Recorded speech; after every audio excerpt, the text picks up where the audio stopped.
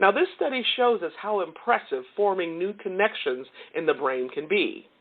He says they, the cab drivers, undergo intensive training to pass what's called Knowledge of London. Knowledge of London. Now, this is a memorization test of London's extensive roadways, 320 different routes, 25,000 individual streets, and 20,000 landmarks. Wow. Wow, that's a lot of stuff, right?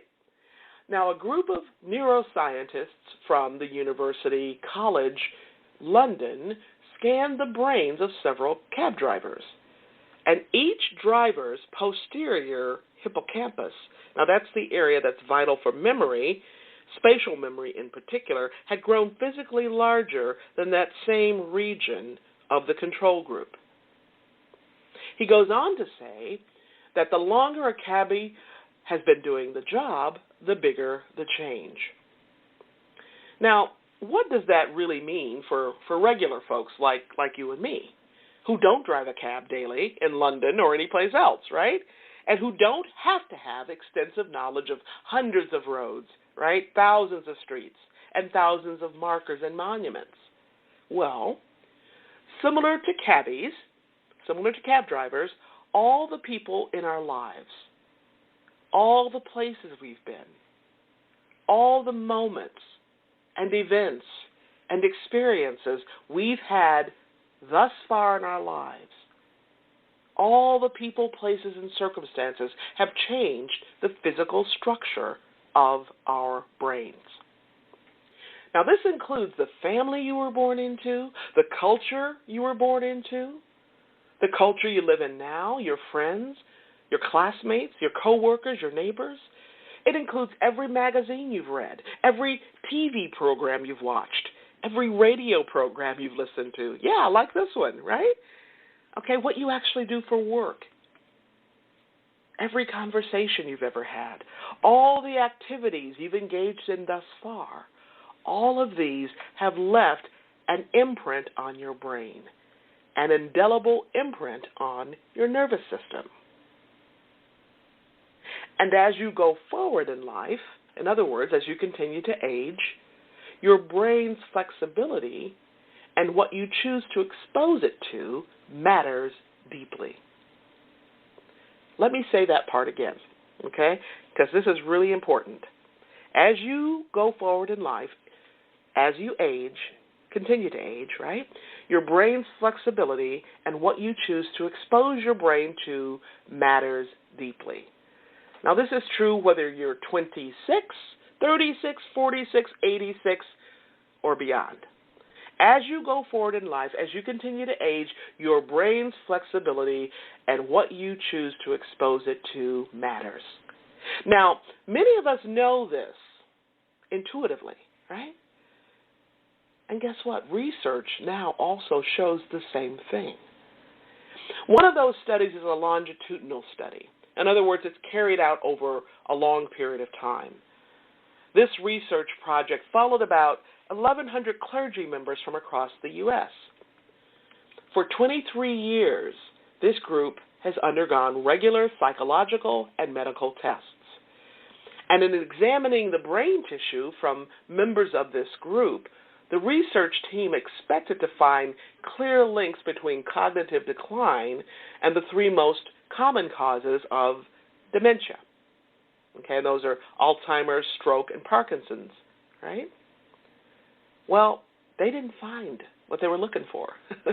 Instead, they found something else. Here's what they found. Some people showed the pathology of full-blown Alzheimer's. That's when the brain's tissue is just ravaged by the disease, right? So they had full-blown Alzheimer's, but no cognitive loss. The pathology of full-blown Alzheimer's, okay, ravaged by disease, but no cognitive loss. Now, they were scratching their heads and wondering, what's going on? Well, they went back to work. The research team went back to work. Here's what they found out. Cognitive exercise, in other words, keeping the brain active by doing things like crossword puzzles, playing games, playing or making music, reading, dancing, driving, gardening, learning new skills, having responsibilities, conversation, having a social network, physical activity. All of these activities, and then some, are what they call protective. Now, the research study participants in this group who had diseased brain tissue but no cognitive loss had built up what is known as cognitive reserve. Cognitive reserve. Now, what does that mean? As certain areas of the brain degenerated, other parts of the brain, the well-exercised areas, took over those functions. Imagine that. Now, this study is huge. It's hugely important. Hugely important. Why? Because it clearly demonstrates that it's possible to protect our brains and slow down the process of aging. It means that we can start doing this right now. Today, right now. And the younger you are when you begin doing it, the better. Eagleman reminds us we're at an unprecedented moment in history, one in which the brain and brain science and technology are co-evolving. We can now hack our own hardware, right? And as a result, our brains don't need to remain as we've inherited them. We're now just discovering the tools to shape our own destiny. Who we become is up to us. Pretty cool, right? Who we become is up to us. In other words, you are what you consume. You've heard me say this on other shows, right? You are what you consume. You are what you do. You are what you read. You are who you hang out with, your friends, right? You are what you sing, what you dance, what you do. Yes, you are what you eat, literally. So let's talk a little bit about that. Now, for those of you who are counting, this is habit number 5. You are what you eat. Let's take a look at the brain-boosting benefits of taking you are what you eat to heart. In fact, let's just simplify it, because you are what you eat boils down to 2 key things, okay? 2 key things. When you're choosing your food, be sure to, number 1, choose and eat more foods that offer nutrients that help your brain. I'm going to repeat that. Choose and eat more foods that offer nutrients that help your brain. And number 2, limit foods that are high in saturated fats and calories, but have low nutritional value. Okay? Number 2, again, I'm going to repeat it. Limit foods that are high in saturated fats and calories, but have low nutritional value. Now, this is not new for some of us, but it continues to be news because we haven't really taken it to heart and integrated it into a healthy living and lifestyle. Now, this particular advice comes to us from Martha C. Morris. She's the Director of Nutrition and Nutritional Epidemiology at Rush University Medical Center. She's also the chief creator of what's called the MIND, M-I-N-D, approach to eating. This approach comes from proven research focused on heart-healthy and blood pressure-reducing routines. Here is her sound and very good advice. I'm going to give it to you kind of in science language, and then I'm going to break it down, all right? So the top nutrients in your eating routine, the top nutrients are these: vitamin E, B vitamins, that's the whole B complex of vitamins, there are lots of them, with all have little numbers after them, right? Omega-3s, some of the carotenoids, lutein in particular, and flavonoids. Repeat it: vitamin E, the B vitamins, omega-3s, some of the carotenoids, lutein in particular, and flavonoids. Now, what are some of these things? What are we talking about? Okay, carotenoids help give orange vegetables their color, like carrots. Okay, now carrots come in a lot of different colors these days, but okay, the orange ones is what we're talking about. All right. They also include sweet potatoes. Okay. In fact, there are very few foods in our world that have as many carotenoids as sweet potatoes. Dark leafy greens. Okay, that's why they have that vibrant green color due to the carotenoids, and tomatoes. Okay, flavonoids. What are those?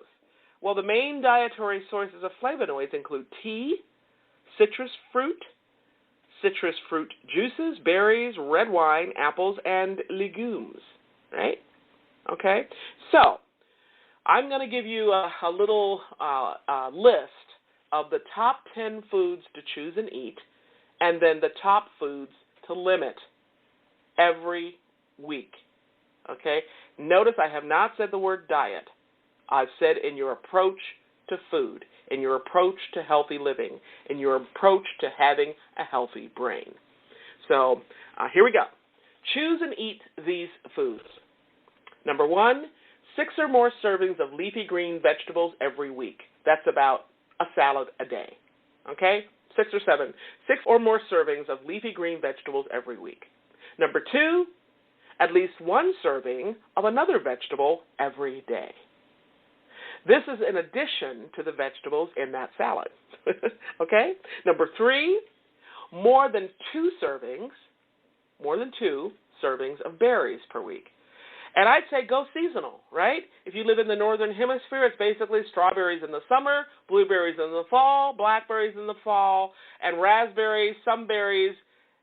In my part of the world, you can get just about any time of the year because they can grow them hydroponically these days, okay? They can grow lots of things that way.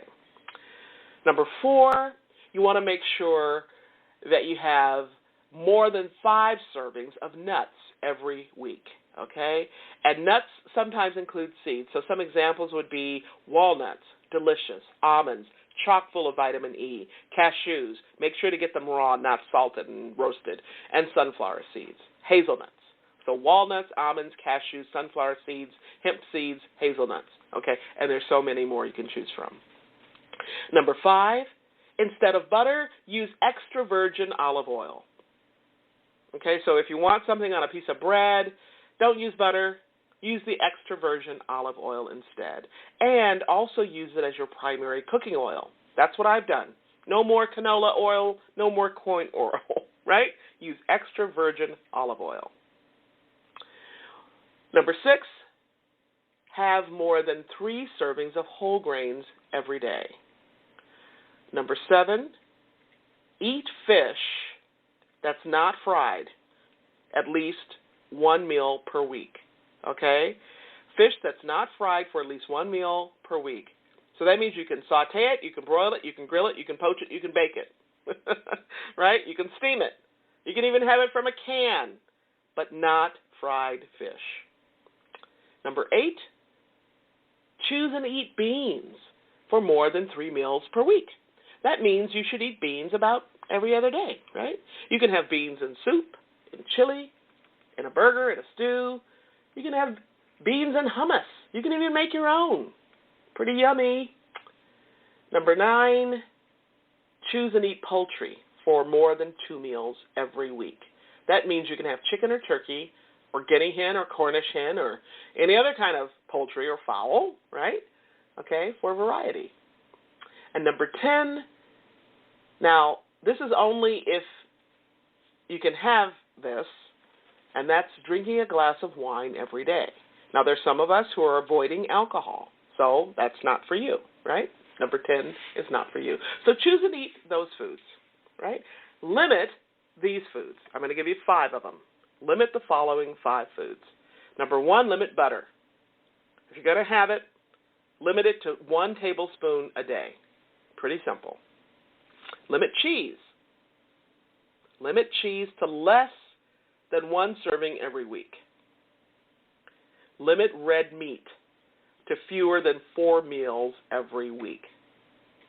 That's red meat, okay? Limit fried foods and fast food to less than one serving every week.